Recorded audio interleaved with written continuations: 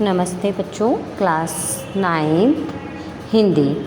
आज हम इसकी जो दूसरा भाग है कृतिका, मतलब क्लास 9 का दूसरी जो किताब है भाग 1 की है, सहायक वाचन, उसका पार्ट 1 पढ़ेंगे। पार्ट का नाम है इस जल प्रलय में, और जो इसके कथाकार हैं फणीश्वरनाथ रेणु हैं। तो पाठ को पढ़ने से पहले हम फणीश्वरनाथ रेणु के बारे में कुछ जानने की कोशिश करेंगे।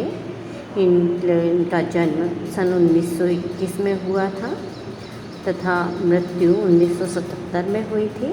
प्रसिद्ध कथाकार फणीश्वरनाथ रेणु का जन्म गांव ओराही हिंगनान, जिला पूर्णिया, बिहार में हुआ और स्कूली शिक्षा नेपाल में। सन 1942 के आज़ादी के आंदोलन के प्रमुख सेनानी रहे। रेणु ने नेपाल की सशस्त्र क्रांति और राजनीति में भी सक्रिय भागीदारी की। आंचलिक कथाकार के रूप में विख्यात रेणु ने ग्रामीण जीवन का गहन, रागात्मक और रसमय चित्र खींचा। अपनी विशिष्ट भाषा शैली द्वारा उन्होंने हिंदी कथा साहित्य को नया आयाम दिया। अब हम बात करते हैं इनकी प्रमुख कृतियाँ यानी इनकी रचनाएं। पहले उपन्यास। प्रमुख उपन्यास में मेला आंचल, परती परी कथा, कितने चौराहे, कहानी संग्रह ठुमरी आदिम रात्रि की महक, अग्निकोट, और रिपोर्टाज ऋणजल धनजल नेपाली क्रांति कथा। इस जल प्रलय में मेरा गांव ऐसे इलाके में है जहां हर साल पश्चिम, पूरब और दक्षिण की कोसी, पनार, महानंदा और गंगा की बाढ़ से पीड़ित प्राणियों के समूह आकर पनाह लेते हैं। सावन भादों में ट्रेन की खिड़कियों से विशाल और सपाट परती पर गाय, बैल, भैंस, बकरों के हजारों झुंड मुंड देखकर ही लोग बाढ़ की विभीषिका का अंदाजा लगाते हैं। परती क्षेत्र में जन्म लेने के कारण अपने गांव के अधिकांश लोगों की तरह मैं भी तैरना नहीं जानता, किंतु 10 वर्ष की उम्र से पिछले साल तक बॉय स्काउट, स्वयंसेवक, राजनीतिक कार्यकर्ता अथवा रिलीफ वर्कर की हैसियत से बाढ़ पीड़ित क्षेत्रों में काम करता रहा हूँ। और लिखने की बात हाई स्कूल में बाढ़ पर लेख लिखकर प्रथम पुरस्कार पाने से लेकर धर्मयुग में कथा दशक के अंतर्गत बाढ़ की पुरानी कहानी को नए पाठ के साथ प्रस्तुत कर चुका हूँ। जय गंगा 1947, डायन कोसी 1948, हड्डियों का पुल 1948 आदि छोट-मोट रिपोर्टाज के अलावा मेरे कई उपन्यासों में बाढ़ की विनाश लीलाओं के अनेक चित्र अंकित हुए हैं, किंतु गांव में रहते हुए भी बाढ़ से घिरने, बहने, भसने और भोगने का अनुभव कभी नहीं हुआ। वह तो पटना शहर में सन 1967 में ही हुआ, जब 18 घंटे की अविराम वृष्टि के कारण पुन का पानी राजेंद्र नगर, कंकड़बाग तथा अन्य निचले हिस्सों में घुस गया था। अर्थात बाढ़ को मैंने भोगा है शहरी आदमी की हैसियत से। इसलिए इस बार जब बाढ़ का पानी प्रवेश करने लगा, पटना का पश्चिमी इलाका छाती भर पानी में डूब गया, तो हम घर में ईंधन, आलू, मोमबत्ती, दिया, सलाई, पीने का पानी और कापोज की गोलियां जमा कर बैठ गए और प्रतीक्षा करने लगे। सुबह सुना राजभवन और मुख्यमंत्री निवास प्लावित हो गया है, यानी जल भर गया है। दोपहर में सूचना मिली गोल घर जल से घिर गया है। ये सूचना बांग्ला में इस वाक्य से मिली थी, जानो गोल घर डूबे गे छे। और 5 बजे जब कॉफ़ी हाउस जाने के लिए तथा शहर का हाल मालूम करने निकला तो रिक्शे वाले ने हंसकर कहा, अब कहाँ जाइएगा, कॉफ़ी हाउस में तो अबले पानी आ गया होगा, चलो पानी कैसे घुस गया वही देखना है, कहकर हम रिक्शा कर बैठ गए। साथ में नई कविता के एक विशेषज्ञ व्याख्याता आचार्य कवि मित्र थे, जो मेरी अनवरन, अनगरल, अनपढ़, गद्यमय स्वगतोक्ति से कभी बोर नहीं होते थे। धन्य हैं। Motor, scooter, tractor, motorcycle, truck, टमटम, साइकिल, रिक्शा पर और पैदल लोग पानी देखने जा रहे हैं। लोग पानी देखकर लौट रहे हैं। देखने वालों की आंखों में जुबान पर एक ही जिज्ञासा, पानी कहाँ तक आ गया है। देखकर लौटते हुए लोगों की बातचीत। फ्रेजर रोड पर आ गया क्या? पार कर गया Shri Krishnapuri, Pataliputra colony, boring road, industrial area का कहीं पता नहीं। अब भट्टाचार्य रोड पर पानी आ गया होगा। छाती भर पानी है। वीएमएस कॉलेज के पास डूबाव पानी है। आ रहा है, आ गया, घुस गया, डूब गया, बह गया। हम जब कॉफ़ी हाउस के पास पहुँचे, कॉफ़ी हाउस बंद कर दिया गया था।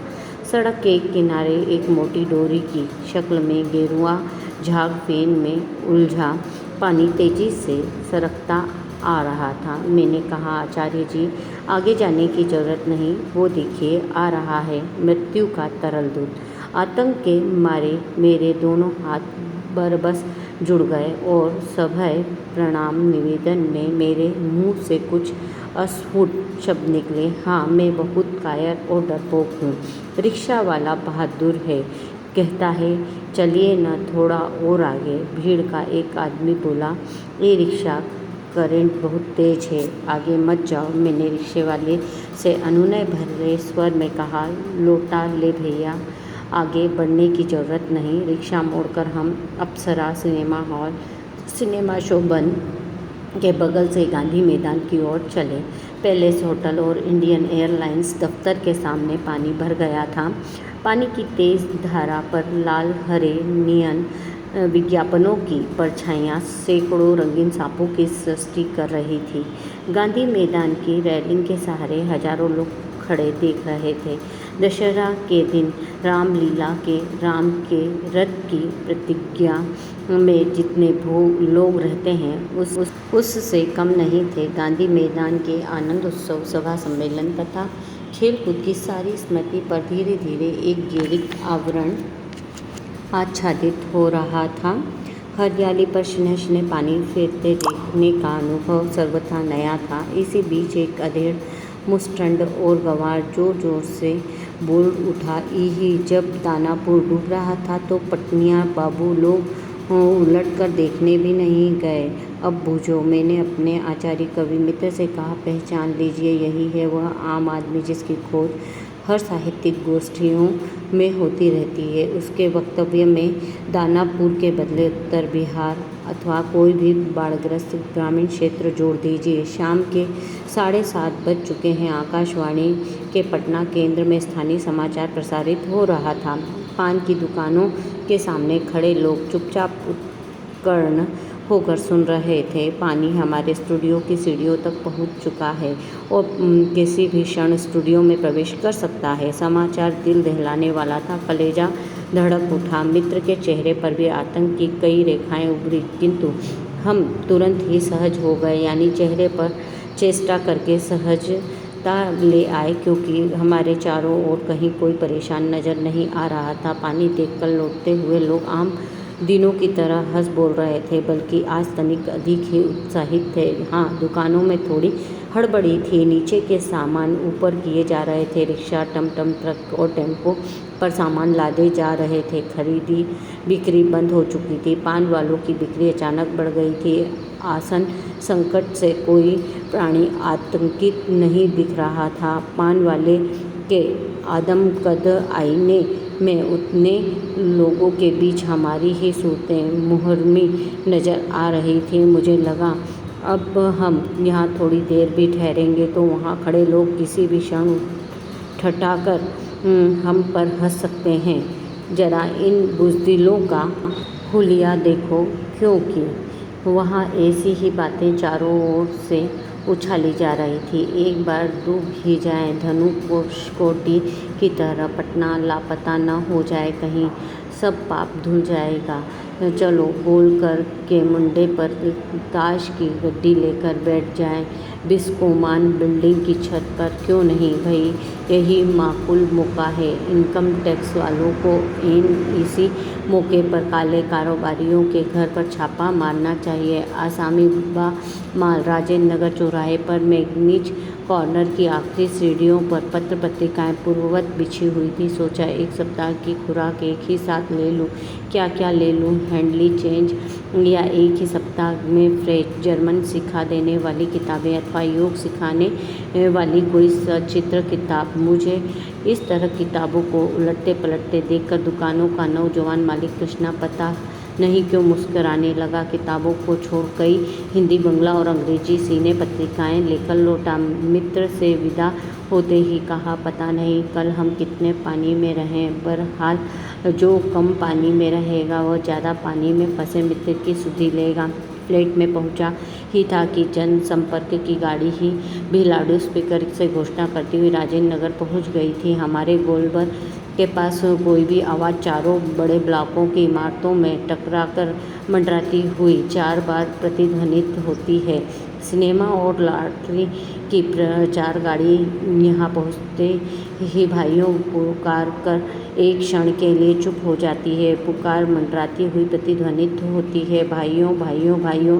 एक अलमस्त जवान रिक्शा चालक है जो अक्सर रात के सन्नाटे में सवारी पहुंचाकर लौटते समय इस गोलबर के पास अलाप उठता है।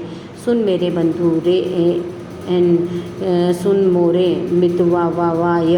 गालबर के पास जनसंपर्क की गाड़ी से ऐलान किया जाने लगा, भाइयों ऐसी संभावना है कि बाढ़ का पानी रात्रि के करीब 12 बजे तक लोहानीपुर, कंकड़बाग और राजेंद्र नगर में घुस जाए, अतः आप लोग सावधान हो जाएं। प्रतिध्वनित, सावधान हो जाएं, सावधान हो जाएं। मैंने घर स्वामिनी से पूछा, गैस का क्या हाल है? बस उसी का डर है, अब खत्म होने वाला है। असल में सिलेंडर में मीटर ऊटर की तरह कोई चीज़ नहीं होने से कुछ पता नहीं चलता, लेकिन अंदाज है कि 1 या 2 दिन कोयला है, स्टोव है, मगर किरासन एक ही बोतल फिलहाल बहुत है। बाढ़ का भी यही हाल है, मीटर ऊटर की तरह कोई चीज़ नहीं होने से पता नहीं चलता कि कब आ धमके। मैंने कहा, सारे राजेंद्र नगर में सावधान सावधान ध्वनि कुछ देर गूंजती रही। ब्लॉक के नीचे की दुकानों से सामान हटाए जाने लगे। मेरे फ्लैट के नीचे से दुकानदार ने पता नहीं क्यों इतना कागज़ इकट्ठा कर रखा था, एक अलाव लगाकर सुलगा दिया। हमारा कमरा धुएं से भर गया। सारा शहर जगा हुआ है। पश्चिम की ओर कान लगाकर सुनने की चेष्टा करता हूँ। हाँ, पीर मुहानी या सालिमपुरा, अहरा अथवा जनक किशोर, नवल किशोर रोड की ओर से कुछ हलचल की आवाज़ आ रही है। लगता है 1-1:30 बजे रात तक पानी राजेंद्र नगर पहुँचेगा। सोने की कोशिश करता हूँ लेकिन नींद आएगी भी नहीं। कापोज की टिकिया अभी नहीं। कुछ लिखूं, किंतु क्या लिखूं? कविता, शीर्षक बाढ़, आकुल प्रतीक्षा, धत नींद नहीं। स्मृति आने लगी एक एक कर, चलचित्र के बेहतरीन दृश्यों की तरह। बच्चों, इसके आगे का पार्ट अब हम अगली वीडियो में करेंगे।